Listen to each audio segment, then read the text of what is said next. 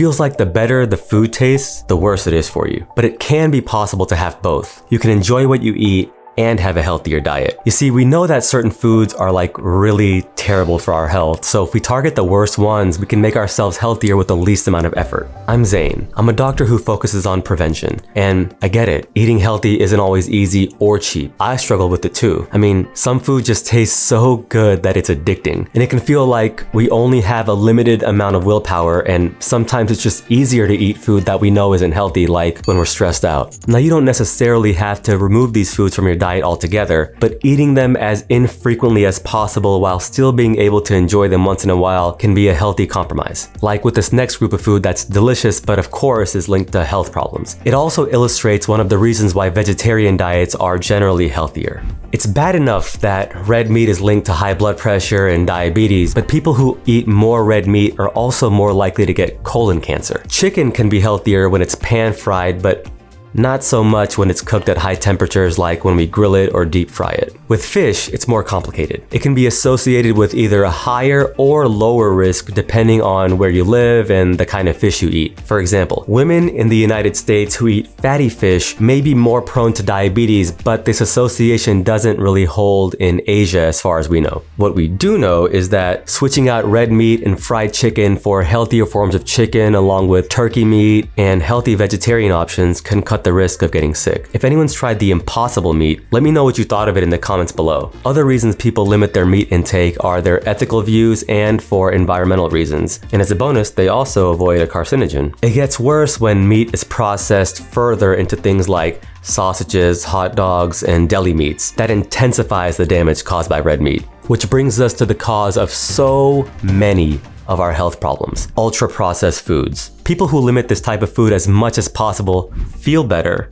have more energy, and live longer. Win-win. Ultra-processed foods like these go through a lot of physical, biological, and chemical processes. In one study, if ultra-processed foods made up 20% of someone's diet, they were more likely to get diabetes. So how much of the American diet is ultra-processed? Up to 80%.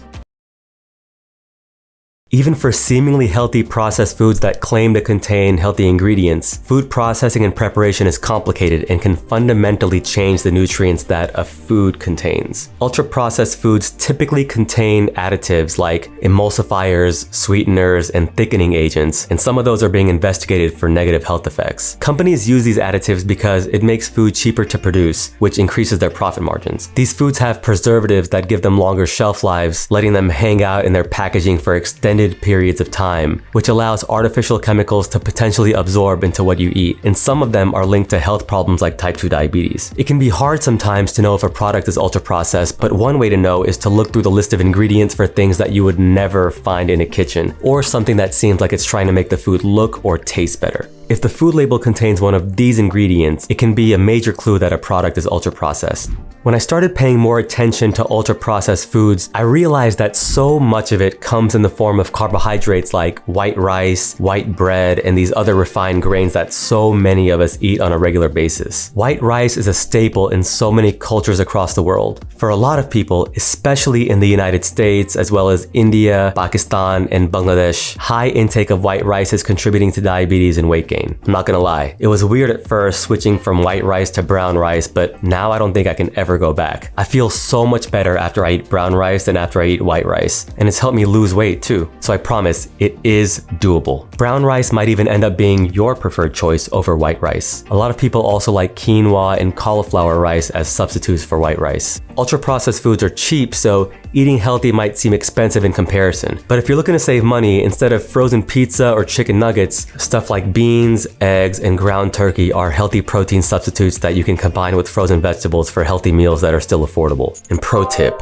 sauces like mayonnaise and ketchup are easy ways for lots of calories to sneak into your diet, and they're strongly associated with type 2 diabetes. Consider low-calorie or low-sugar forms of your favorite sauces, or use herbs and spices to add flavor instead. A big portion of the ultra-processed food that we eat comes from high-sugar snacks, especially soda. Candy, chips, and French fries are delicious, but They're calorie dense too, meaning that they have a ton of calories in a small size, like the opposite of a bowl of vegetables. It's a pattern that you commonly see in foods that are bad for our health. Sugary drinks definitely contribute to weight gain and diseases like diabetes and cancer. Less than half a can of soda every day can raise your cancer risk by around 20%. This includes breast cancer. Sugary drinks like sodas, and yes, even fruit juices, make both blood sugar and people's weight shoot up fast. One major reason why is because it's easy to drink soda or fruit punch or apple juice and take in a ton of calories in a very short amount of time. The result is weight gain and high blood sugar, but also a higher risk of heart attacks, strokes, and fatty liver, which is a significant cause of liver cirrhosis and liver failure. Sweet drinks and other calorie-dense foods also contribute to the weight gain that people have after bariatric weight loss surgeries. The high-calorie liquids can still absorb into the body quickly, even though the stomach is physically smaller. Diet sodas may not be as bad, but